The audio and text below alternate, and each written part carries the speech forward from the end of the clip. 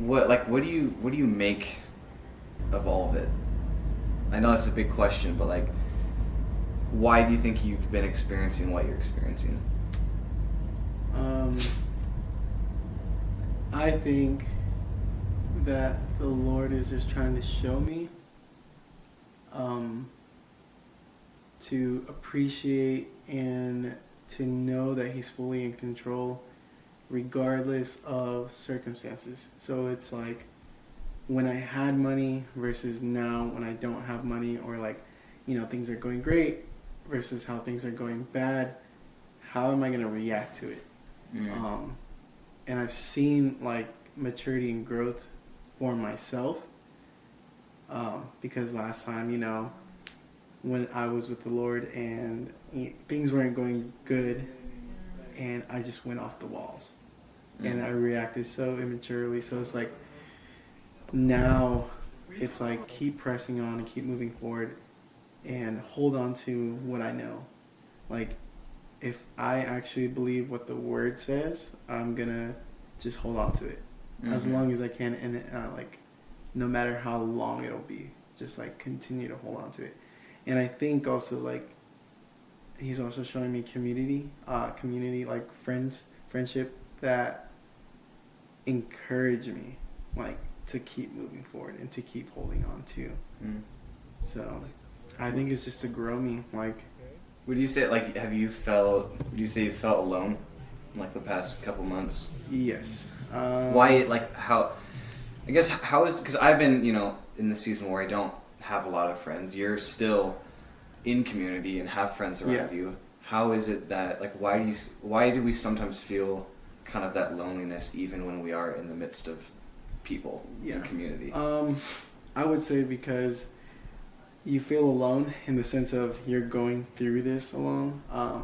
You're going through what you're going through. I'm going through what I'm going through. But it's yes, we communicate about it, but it's like it's different in person and going through it, like physically seeing each other, because your schedule is different from my schedule. So everyone else here is either like, the Lord's like doing something great, and I love that, like they're prospering, and I'm like, okay, finances, boom, jobs, boom, family, boom, and I'm like, okay, Lord, like, I'm happy, like, I'm not going to be jealous, like, I'm actually happy for my friends of what's happening in their lives, but it just feels like I'm being kind of left out, like, the Lord's just kind of like, but it's not, I know it's not true, but you feel alone because no one kind of really understands what you're going through, so it can make you feel alone. Have you like had a conversation with someone like, yo, like, are you also experiencing this? Yes. A lot of them were like, no, they were going through something, but not as intense as I was. Especially like lately with, I'm gonna say, depression. Like, that can also like affect how lonely you can feel.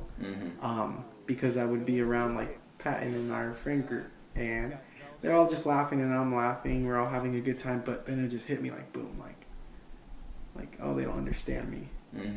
And so then you feel alone, even though you're present with them, and it's just, and you just have to look at where you came from, to where you are now. Like, that's why, like, I feel like community is so much deeper than like hanging out with people. Yes. Like, it runs so much deeper than that. Like, I feel like community and friendship is like, I mean, people use the example all the time of like the deepest friendships. A lot of the times, it looks like just sending memes to each other. And I used to kind of like think, oh, that's kind of shallow, but like that's the reality, because you have this like assurance of at the end of the day, if something happens, the other person's going to be there for you. Yeah. And even in seasons where you're not like talking every day. Yeah. But I don't know, dude. Yeah. I think, especially coming from a place of no family, really, it, like, I cried the other day, or the other week, when Pat and Steven were here, when they just were like, just talking to me, like, when I was like, hey, this is what I'm going through, and I don't know what else to do. I'm tired, I want to throw the towel in. And they were just like speaking life happened to me, and it was just like this whole thing. Like Steven's crying, I'm crying. Patton's just like, he's not crying, but he's playing the guitar. But you know, he was turning up. But it, like those moments, I'm like, wow, this is what family feels like. Like this is what doing life with people is, and this is what the Lord has came to restore in my life personally. So I also think that hardships in this time right now, like feeling lonely, depression, whatever it may be, I think he's also trying to reveal to me, like, you guys are my family, and I can depend on you guys, and I can go to you guys for anything, and it's so refreshing because now I know who to go to for these things. Yeah. So yeah.